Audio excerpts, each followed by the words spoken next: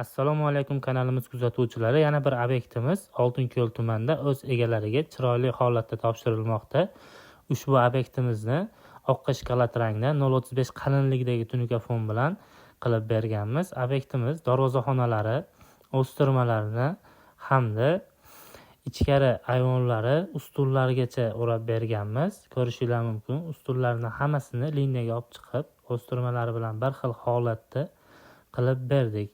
Bu obyektimiz 0.35 qalinlikda, hamma yo'g'i ichida 135 ming so'mdan uyda egasiga tayyor holatda topshirildi.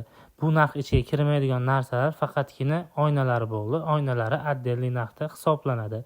Obyektimiz ko'rib turganingizdek juda ham bir chiroyli, ko'rkam holatda bitdi.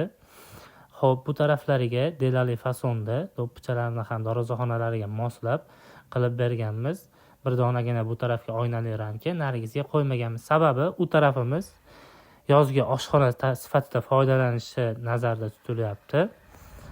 Qilingan ishlarga baho berishingiz mumkin. Albatta, yaqinlar ishlarimiz yoqayotgan bo'lsa, like, podpiska tugmasini bosib qo'ying.